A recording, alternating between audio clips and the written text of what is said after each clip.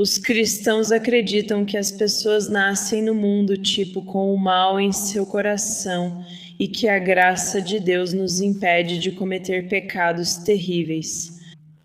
E, tipo, o mundo sendo completamente mal, mas o Alcorão diz o contrário.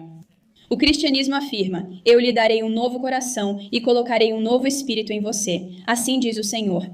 Tirarei o coração de pedra da sua carne, darei um de carne, colocarei meu espírito em você e farei com que siga meus estatutos e obedeça às minhas regras.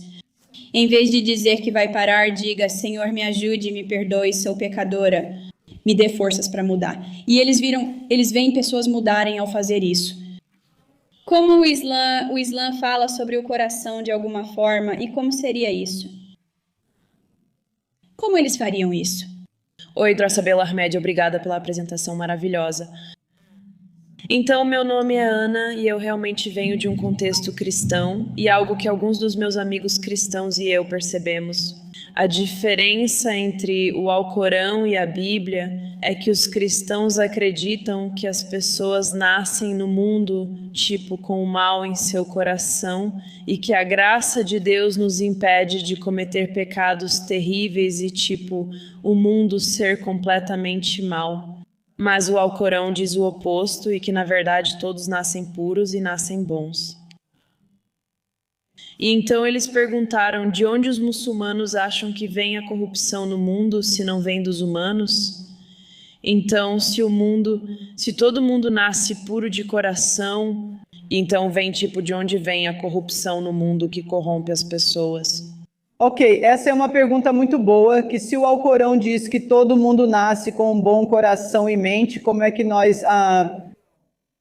De onde vem o mal? E a corrupção e todos os problemas e os pecados, de onde eles vêm?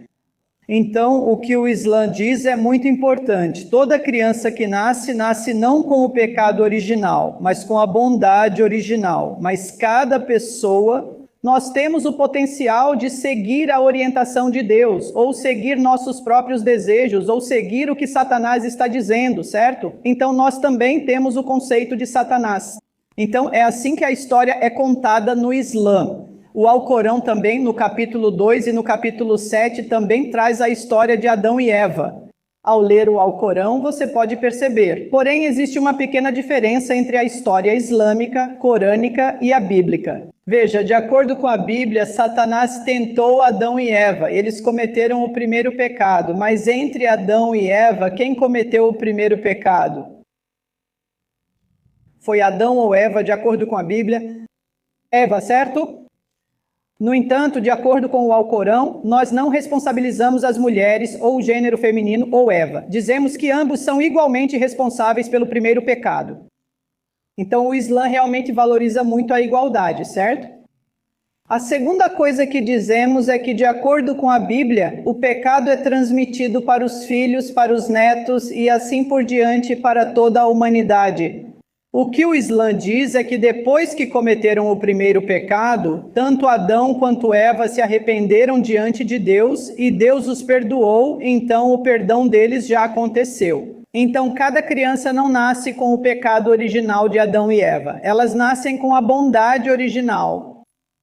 Mas cada pessoa tem o potencial de fazer o bem ou o potencial de fazer o mal. Então Deus nos deu o livre-arbítrio. Então, com base nas escolhas que fazemos, é assim que seremos responsabilizados no dia do julgamento. Então, nós vemos o copo meio cheio, não meio vazio, tudo bem? Se eu puder simplificar. Então, é aí que entra o pecado, mas, no entanto, de acordo com o Alcorão, se uma pessoa cometer o pecado, todos nós somos pecadores. Segundo o Alcorão, cada um é responsável por seus próprios pecados. Ninguém os carrega ou morre por nós, nem é necessário sacrifício de sangue. É uma fórmula simples para que o pecado seja perdoado. É um processo rápido de 5 passos. Primeiro, precisamos reconhecer que cometemos o pecado. Certo, precisamos reconhecer isso. Em segundo lugar, também precisamos nos arrepender do pecado, então a sinceridade precisa estar presente. O terceiro passo é que, ao nos arrependermos, devemos nos dirigir a Deus. Não confessamos o pecado ao ímã, ao padre ou ao pastor, mas sim confessamos diretamente a Deus e pedimos perdão a Ele, certo?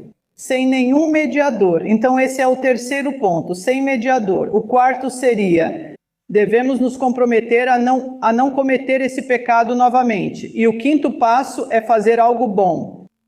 Então, no fim das contas, Deus é todo misericordioso, Deus é todo perdoador, se formos sinceras. Deus diz no Alcorão que Ele está disposto a perdoar todos os pecados. Então, existe apenas um pecado que Deus disse que não vai perdoar se a pessoa morrer com ele, que é associar parceiros a Deus. Dizer que Deus é Deus, mas esse humano e esse animal, esse ídolo, certo? Ou essa outra criação é igual a Deus, junto com Deus, ou no lugar de Deus. Então, novamente, é assim que o pecado entra. É uma falha humana. Às vezes, Satanás, nós temos o potencial, mas nascemos com uma folha em branco, até mesmo do ponto de vista lógico, certo? Do ponto de vista lógico. Quando você olha para um bebê recém-nascido, quero dizer, eu não posso atribuir um pecado ao bebê. O bebê não fez absolutamente nada. Seria como uma injustiça, não é? No auge da injustiça.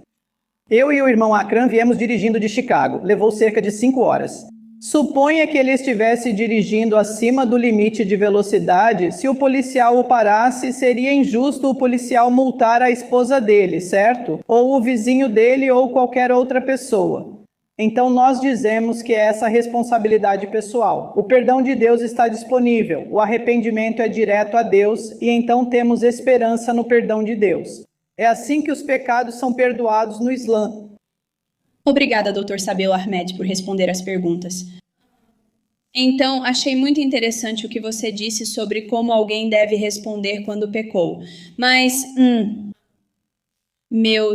ambos os meus pais são, na verdade, conselheiros bíblicos, então eles são conselheiros cristãos. E eu pude ler os materiais que eles têm estudado e usado, essas coisas assim. Então, esse padrão que você mencionou é muito interessante para mim, porque é exatamente o mesmo tipo de padrão que vemos em pessoas que estão tentando mudar.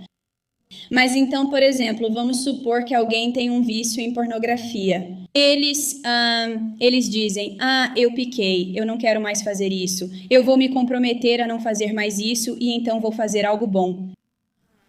Eles fazem isso, mas depois voltam e retornam à pornografia. Nós, cristãos, acreditamos nisso porque as Escrituras dizem que o coração é enganoso acima de tudo e desesperadamente perverso. Quem o conhecerá? E a resposta, é claro, é somente Deus. Então, minha pergunta para você é: enquanto o cristianismo diz, eu lhe darei um novo coração e colocarei um novo espírito dentro de você.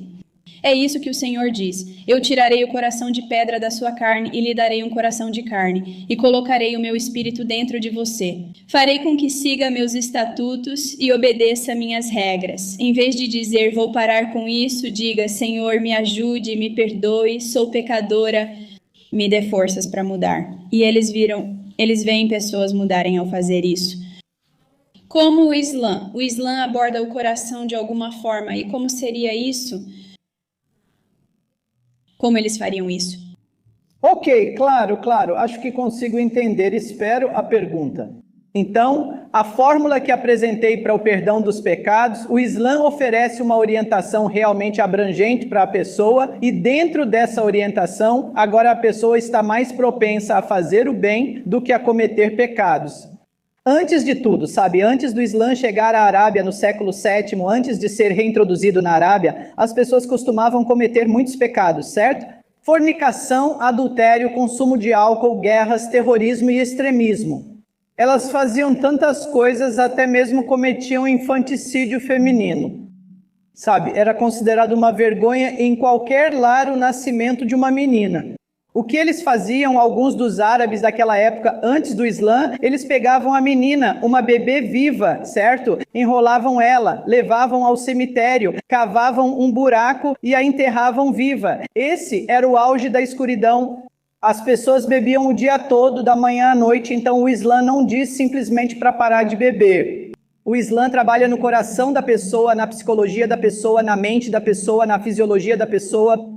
Então, o Islã oferece soluções abrangentes. Então, antes de tudo, o Islã conecta a pessoa com o conceito correto de Deus, que Deus não é um ídolo, ele não é um humano. Ele é o Deus vivo para sempre, com atributos maravilhosos. Ele é eterno, ele é amoroso, ele é misericordioso. Ele é o Deus que tudo sabe e tudo pode.